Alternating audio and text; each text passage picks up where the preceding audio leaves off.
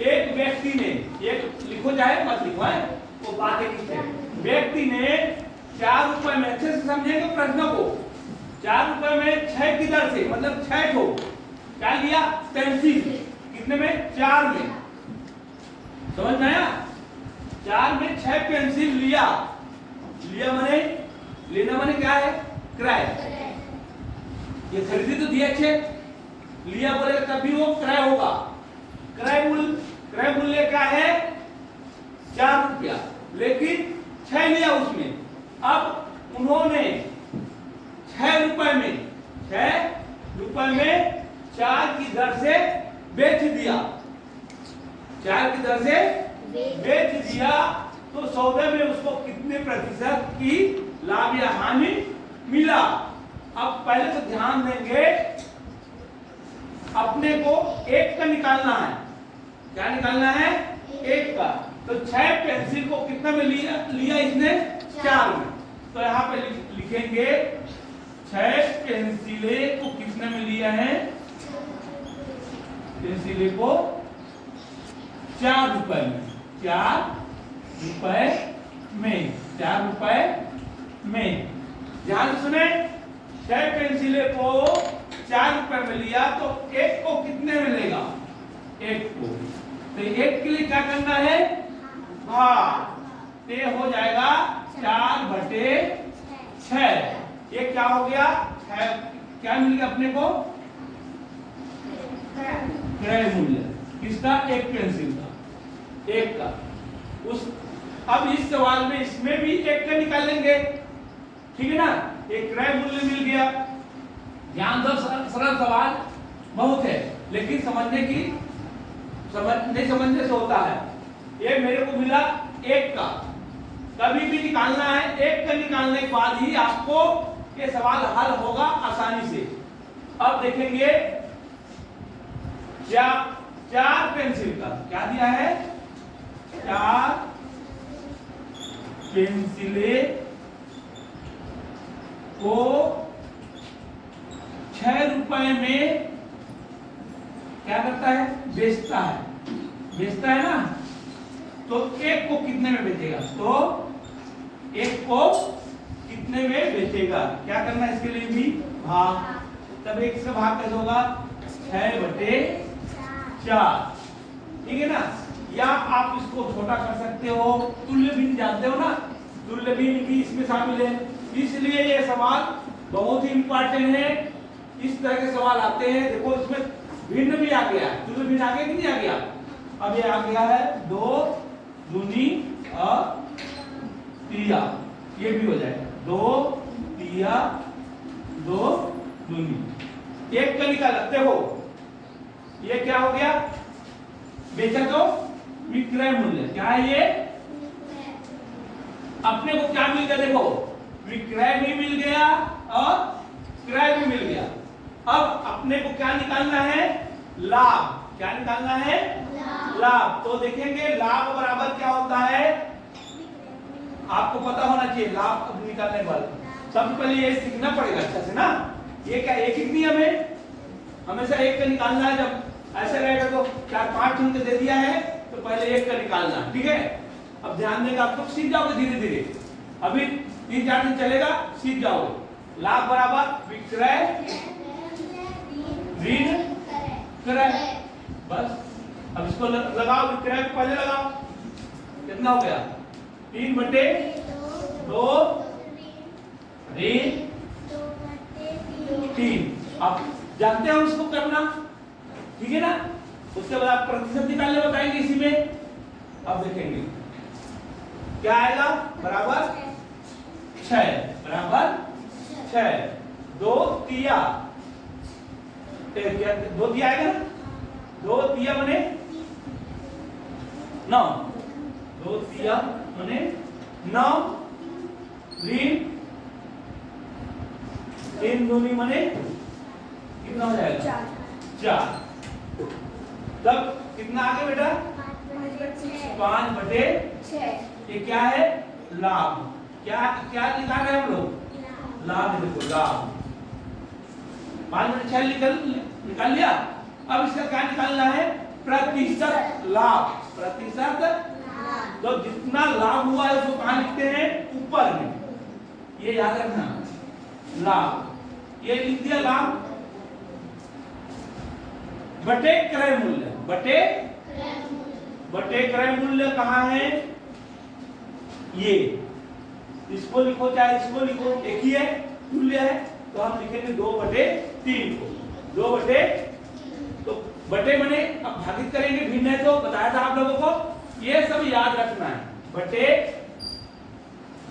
2/3, 2/3 गुना 100, प्रतिशत निकालना है, ये देखिए, ठीक है। 5/6 बटे क्यों है इसको भागित कर दिया, मैं आप लोगों को बताओ दो, क्योंकि और डबल बटे है, इसलिए इसको भागित करते हैं। बटे को हम भागित भी कर सकते हैं, ठीक है ना। अब देखो 5/6 भागित का गुणित व्यंजक के नियम में 3/2 गुणित 100। ये क्या आ रहा है बेटा? प्रतिशत लाभ या हानि, प्रतिशत लाभ या हानि आएगा। अब देखिए जो कटेगा काटना है,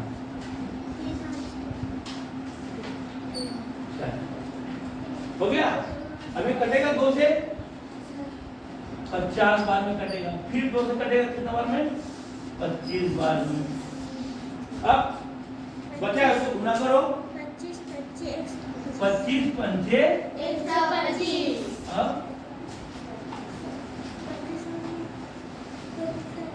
ठीक है, समझ में आया कि नहीं आया? आ गया ना? अब चलो ध्यान दे, ये अभी आ गया है प्रतिशत वाला सवाल। एक कुर्सी को 165 रुपए में बेचने पर 10% लाभ होता है, कुर्सी का क्रय मूल्य ज्ञात करो। तो आप लोगों को बताया था क्रय बराबर विक्रय, विक्रय को जानते हैं ना, जो इसको जानते हैं कहां रहेगा बेटा? यहाँ पे, विक्रय गुणित 100। अब क्या होगा? V है तो उल्टा बटे 100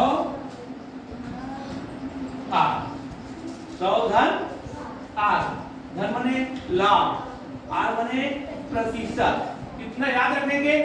और इसको कहां लिखना? ऊपर की नीचे कौन बताएगा? ये ना, क्रय होगा तो ऊपर, V होगा तो उल्टा। समझ में आ गया? ये यही सवाल आता है, इसलिए आपको अच्छे से समझना है, ठीक है ना। बाकी छोटा सवाल तो आप लोग 5वीं में पढ़ते हो, ये 5वीं का सवाल है, 5वीं में पढ़ा, लाभ नहीं पढ़ाया, ऐसा तो बताया मैडम? नहीं बताया होगा, तो ये आगे का सवाल है, ठीक है ना। तो आपको देखना, क्रय बराबर विक्रय को लिखो। देखो कितना सरल है, विक्रय को लिख दिया, गुणित 100 को लिख दिया।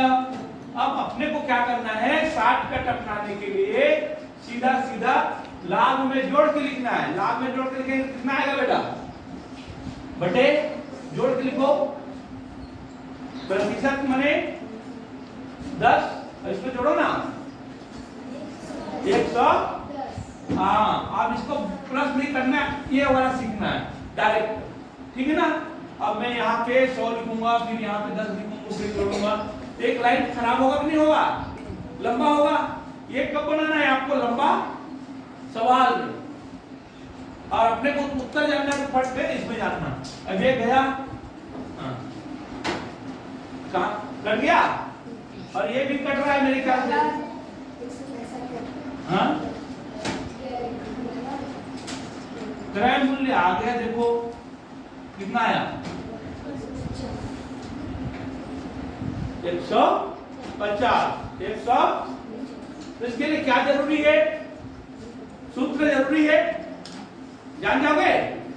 लाभ को धन करना है, और यहीं पे ऋण रहेगा तो क्या करना है? इसको हानि रहेगा तो ऋण करना, बस इतना ही है। ऋण और धन में है। और ये उल्टा पुल्टा कब होता है जानते हो ना? V आएगा तो नीचे, और क्रय यहाँ पे दिया रहेगा तो ऊपर कितना है, चलो आगे बढ़े। किसी वस्तु को इतने रुपए में बेचने पर, क्या दिया है, बेचने माने क्या दिया है, बेचने माने क्या बताया अभी, बाकी लोग को अभी तक पता ही नहीं, बैठने के लिए आए हो। बेचना माने क्या बताया, अब इतना जोर से हल्ला कर रहा है, जोर से हल्ला करोगे तब भी वही लोग बोलेंगे जिसको मालूम है, बाकी लोग को तो आवाज बहुत जोर से आया, बोलने वाला वही है। तो बेचने माने विक्रय, तो क्या हो गया, बेचा तो प्रतिशत हानि, तो हानि प्रतिशत वाला हानि वाला सूत्र लगाएंगे और इस वस्तु का क्रय मूल्य जानेंगे।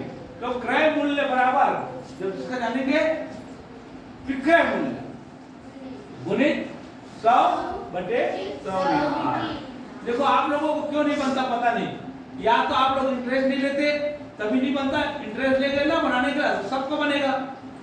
इसमें बस ये सूत्र को मालूम करना है, अब बराबर उसकी जगह में जो दिया है उसको लिखना है ना। इसको आप क्यों नहीं जानते हो, 60 रुपए में बेच रहा है तो विक्रय करके तो 69.60 जो भी है जैसे बोलना, ठीक है, गुणित 100/100 इतना ही करना है आपको। अब आप इसको घटा सकते हैं,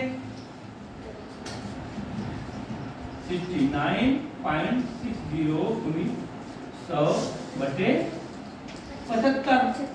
अब मैं बोला था इसको क्या करना है, दशमलव हटा लो। नहीं हटा सकते तुम लोग, दशमलव नहीं सीखे हो तो हटाओ ना भाई, कुछ करो अपने मन से, अपने मन से नहीं करोगे कैसे होगा, 1 2 शून्य कट गया। अब इसको छोटा कर लो, जब शून्य है तो किससे जाता है, 5 से जाता है, ये भी 5 से जा रहा है, दोनों 5 से जाएगा, 5 1 कम 5 5 5 25 हो गया। चुपचाप नहीं बैठे रहना है, यहाँ देखना है, 5 1 कम 5, कितना बचा इसमें 2 और 5 को उतारेंगे तो क्या बनेगा 25, कितना बार में जाएगा 5 5 25 आपको करना है। अब इसको देखेंगे, ये भी 5 से जाएगा, दशमलव नहीं है, दशमलव नहीं है, ये कितना बार में जाएगा 1 बार गया, और ये 5 दिया 15, क्यों 19 हो गया था ना, 15 गया, अब 19 में क्या बचा 4 और 6 कितना बार में जाएगा 5 से, इतना हो गया ना, कितना बार में जाएगा 5 मिया, फिर भी कितना बचा इसमें 1। अब शून्य उतारेंगे तो क्या बनेगा 10, 5 दूनी, तो ये आप लोग नहीं कर सकते, सिर्फ वहां से उत्पादन देने में नहीं होगा, समझ में आ रहा है, सिर्फ कोई ब्लैक बोर्ड में हूं करने से नहीं होने वाला है, खुद बनाना पड़ेगा। कट गया पूरा, अब छोटा हो गया जिसको भाग दे लेंगे, दशमलव उत्तर आया है तो हम भाग देंगे, तो दशमलव भी हम जानते हैं, भाग देना आता नहीं आता, दशमलव वाला नहीं, 15 का पहाड़ा जानते हैं, कितना बार पढ़ना पड़ेगा 15 निया 135, उत्तर को झांको, निया वाला कितना है 1 को आ गया, आपको तुमको और टेंशन लेने की जरूरत नहीं है, आएगा कि नहीं आएगा, जब निया आ गया तो आ गया, 15 120 तो होगा नहीं, समझ में आया, 15 नहीं 135 जा रहा नहीं जा रहा है, इतना नहीं पढ़ पाते, निया आया मैंने उत्तर आ गया। अब आगे चले, देखें ध्यान से, सभी देखें, वीडियो बन रहा है ना, हाँ ठीक है, इधर देखें 4 और 2 कट गया। अब देखिए कितना बार में जाएगा, 15 दूनी 30, अब बचा क्या 2, इसका 1, अब नहीं जाएगा, अब क्या उतारना पड़ेगा, कुछ नहीं है तो दशमलव लगा के 0 उतारना है, पहाड़ा पढ़ो, 15 8 120। तो मैंने क्या अपने जादू दिखाता हूँ क्या, कोई जादू नहीं है, बनाना पड़ेगा आपको।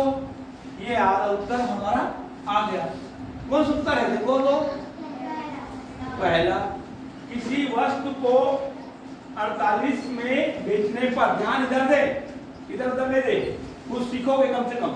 48 में बेचने पर 20% हानि होती है। उस वस्तु को 20% लाभ कमाने के लिए कितने में बेचना पड़ेगा? विक्रय माने बेचना पड़ेगा। तो क्या पूछा है यहाँ पे? विक्रय मूल्य। क्या पूछा है? विक्रय मूल्य। और यहाँ पे विक्रय मूल्य दिया है। विक्रय मूल्य क्या नहीं दिया यहाँ पे? क्रय। जब विक्रय मूल्य दिया है तो क्या निकालना है यहाँ पे? क्रय।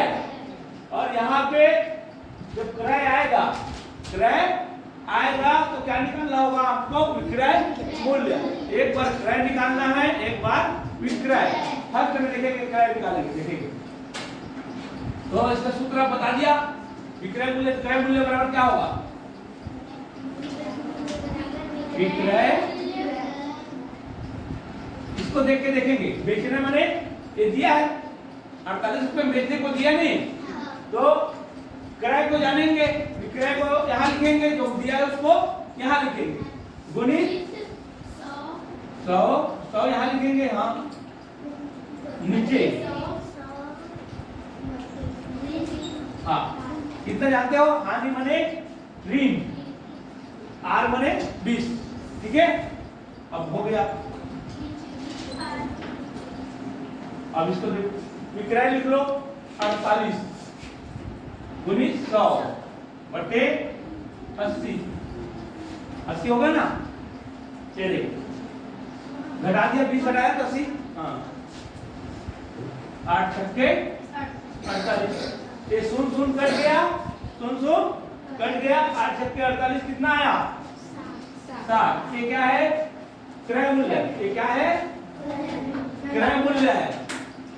अब 20% लाभ को दिया, क्रय मूल्य निकल गया। 20% लाभ है तो विक्रय मूल्य क्या होगा? तो विक्रय मूल्य बराबर लिखेंगे हम। विक्रय बराबर क्रय गुणित, हाँ जब क्रय रहेगा तो ऊपर में रहेगा बटे 100। सीख गया? इतना करना था। अब क्रय कितना निकला? 60। तो 60 को उधर रखेंगे।